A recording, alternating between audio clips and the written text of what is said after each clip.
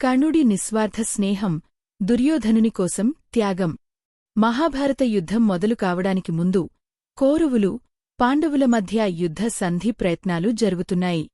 శ్రీకృష్ణుడు స్వయంగా దూతగా హస్తినాపురానికి వచ్చి శాంతిని నెలకొల్పాలని ప్రయత్నించాడు. అయితే దుర్యోధనుడు అందుకు ససేమిరా అన్నాడు. శ్రీకృష్ణుడికి కర్ణుడి గురించి బాగా తెలుసు. అతను ధర్మబద్ధుడు, గొప్ప యోధుడు అని కృష్ణుడికి తెలుసు. కర్ణుడు ధర్మరాజుకు అన్న అని, పాండవులకు జ్యేష్ఠుడని కూడా కృష్ణుడికి తెలుసు. కాని ఈ విషయం కర్ణుడికి తెలియదు. శ్రీకృష్ణుడు కర్ణుడిని పాండవుల పక్షాన చేర్చుకుంటే యుద్ధం జరగకుండా ఆపవచ్చని, లేదా పాండవులకు విజయం ఖాయం అవుతుందని భావించాడు. అందుకే శ్రీకృష్ణుడు యుద్ధం ప్రారంభానికి ముందు కర్ణుడి వద్దకు వెళ్లాడు.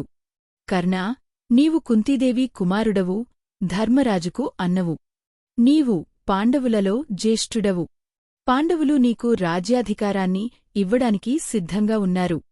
ధర్మరాజే కాదు, భీముడు, అర్జునుడు, నకుల సహదేవులు కూడా నిన్ను తమ పెద్దన్నగా అంగీకరిస్తారు. నీవు పాండవుల పక్షాన ఉంటే విజయం ఖాయం. వచ్చి ధర్మబద్ధమైన నీ రాజ్యాన్ని స్వీకరించు అని చెప్పాడు. కర్ణుడు ఒక్క క్షణం దిగ్భ్రాంతి చెందాడు. తన పుట్టుక రహస్యం అతనికి అప్పుడే తెలిసింది. కౌరవపక్షంలో ఒక సూతపుత్రుడిగా అవమానాలు పడుతూ పెరిగిన తనకు ఇప్పుడు పాండవులకు జ్యేష్ఠుడనని, రాజ్యాన్ని పొందే అర్హత ఉందని తెలిసింది. ఇది ఎంతో పెద్ద ప్రలోభం. కాని కర్ణుడు స్థిరంగా నిలబడ్డాడు. కృష్ణుడితో వినయంగా, కాని దృఢంగా ఇలా అన్నాడు. కృష్ణా, ఈ సత్యాన్ని ఇంతకాలం ఎందుకు దాచావో తెలియదు. నా తల్లిదండ్రులు సూతదంపతులు. నన్ను చేరదీసి, అక్కున చేర్చుకుని, నాకు అంగరాజ్యాన్ని ఇచ్చి, నన్ను ఆదరించినవాడు దుర్యోధనుడు. నేను అన్ని అవమానాలను భరిస్తూ ఉన్నప్పుడు నా పక్కన నిలబడినవాడు దుర్యోధనుడు ఒక్కడే. అతను నాపై ఎంతో నమ్మకం ఉంచాడు. నా స్నేహం పట్ల అతను ఎంతో ఆశ పెట్టుకున్నాడు. ఇప్పుడు యుద్ధం ఆసన్నమైన వేళ నేను నా మిత్రుడిని విడిచిపెట్టి, నా స్నేహ ధర్మాన్ని విస్మరించి, అధికారం కోసం పాండవుల పక్షాన చేరలేను. నేను దుర్యోధనుడికి మాట ఇచ్చాను. నా ప్రాణాలు పోయినా నేను నా స్నేహ ధర్మాన్ని వీడను.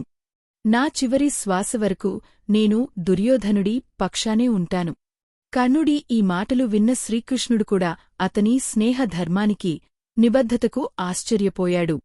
కర్ణుడి నిర్ణయాన్ని మార్చలేనని తెలుసుకున్న కృష్ణుడు విషాదంగా తిరిగి వెళ్ళిపోయాడు. ఈ సంఘటన కర్ణుడిని కేవలం గొప్ప యోధుడిగానే కాకుండా, తన స్నేహం కోసం, తన ఇచ్చిన మాటకోసం ఎంతటి రాజ్యాధికారాన్నైనా, ప్రాణాన్నైనా త్యాగం చేసే గొప్ప వ్యక్తిగా నిలబెట్టింది. అందుకే మహాభారతంలో కర్ణుడి పాత్రకు అంత ప్రాధాన్యత, ప్రత్యేకత ఉంది.